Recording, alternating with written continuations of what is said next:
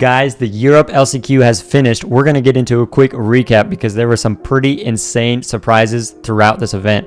Let's start with the Swiss Group A and Group B. We're going to focus on 5 teams here.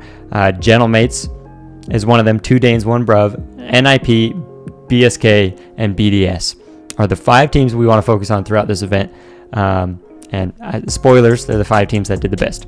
But Gentlemates and NIP coming into this event as the favorites, number 1 and 2.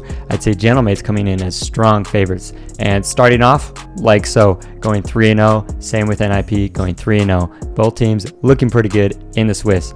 Now, continuing in Group A here, 2 Danes, 1 Bruv. If you didn't know, 2 Danes, 1 Bruv is Edgebeat, Tempo, and Acro. A pretty good sleeper dark horse pick.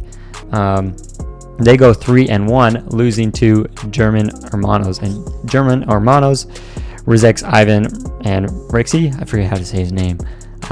So not a horrible loss, but definitely not one that they should lose, but still looking really good. Over in Group B, we talked about NIP already going 3-0, looking like that second favorite team throughout the Swiss. Team BSK looking like another dark horse team. They did make a top 4, top 6 in one of the opens, I believe. And they come in looking strong, going 3-0. The other team we wanted to focus on, Team BDS, coming in with a team of Mitzer, Juik, and Nico, a young French team with high hopes. So far in the Swiss, not looking so hot, going 3-2, losing against Red Devils and Chippy Chips, not teams that they should lose to, but they did squeak by, making it into the group stage, which let's scroll on to the group stage. And let's focus on, again, on those 5 teams. 2 Danes, 1 Bruv. We'll talk about them first. They go 3-0 throughout the day in the group stage to qualify into the uppers, looking really, really good throughout the group stage. The other team in Group A to focus on, Team BDS, looking way better than they did in the Swiss. Team BDS, their hardest match was against Tokyo Tigers, which has cash on it. But then they 3-0 Team BSK, which is the other probably 3rd, 4th, 5th best team here. So looking good in the group stage, looking like they figured something out. But BSK are all right. They qualify through the lowers, beating Chippy Chips. And then other side of the bracket, Group B, Ninjas in Pajamas going 6-0 on the day, looking really, really good, looking solid. Redosin looking like a good add to this team, good addition. And they just dominate the competition. Caliente, they did play in the Swiss, and they went to Game 5, so a step up for Ninjas in Pajamas to be able to sweep them in this event. Gentlemates, the other team we want to look at, going 6-1 throughout the day, qualifying pretty easily, again still looking like the favorites to win it. But let's get into the playoffs and see who did. Spoilers, don't look, we'll get to them. Let's start with Team BSK. Out of the 5 teams we talked about, they're the ones who did the worst. They go out in the lower bracket quarterfinals, top 6 here, easily beating Sick, but losing to Team 2 Danes and 1 Bruv. 2 Danes and 1 Bruv, by the way, looking like an absolute unit here. They do end up going out in the semifinals. First, they lose in the uppers against Gentlemates in a classic Game 7. You should go watch the series. It is a pretty awesome series, fun to watch. But then they lose to Team BDS here, which we'll talk about more. Other team we want to talk about, let's talk about Gentlemates. Gentlemates, they look good in this upper bracket, but not amazing. They don't look like their normal selves. They don't look like their top 8 rally selves, but still looking like the favorites.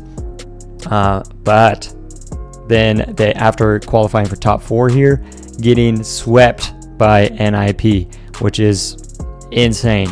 Probably one of the more unexpected results of this event, because NIP, let's talk about their run now. They lose, they get swept. They don't just lose, they get swept by Team BDS here. Some close games, but it didn't feel close. It felt like BDS was in control. So NIP going to top 6 instead of automatic top 4 here.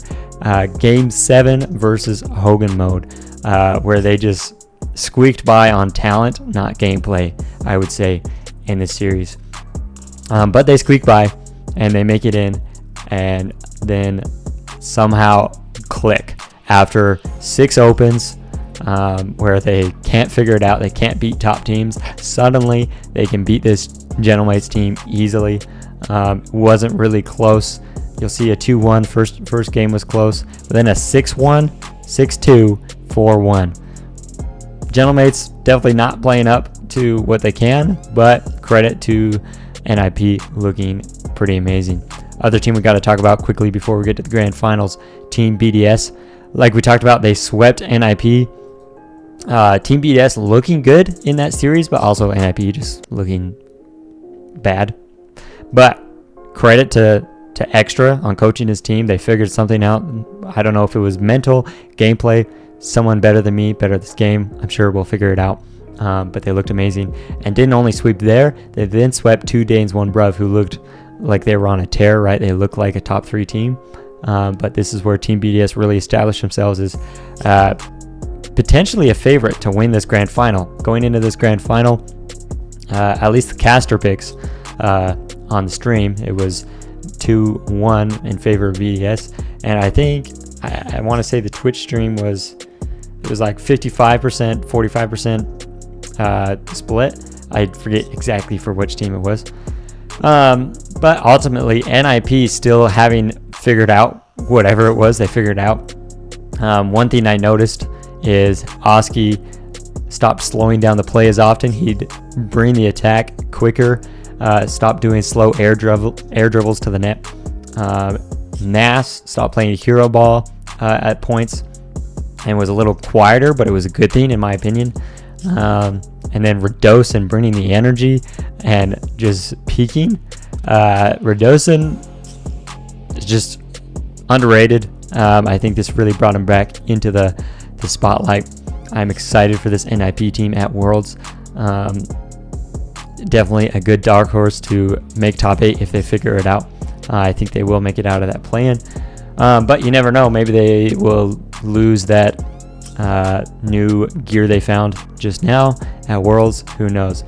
As for Team BDS, looking really, really good. Unfortunate end to their LCQ, but still doing way better than everyone expected based off of their opens. I'm excited for this team for when they come back next year. I hope they stick together. I hope Team BDS sticks with them coming into 2026. I think they can be really, really good. I have high hopes for them. Let me know in the comments below what you guys think of that Team BDS team. Do you think they'll do well next year? And specifically, do you think NIP will do well at Worlds? Are they making a top 8? Are they going out in the play-in? Let me know below. Like and subscribe, and I will see you all in the next video.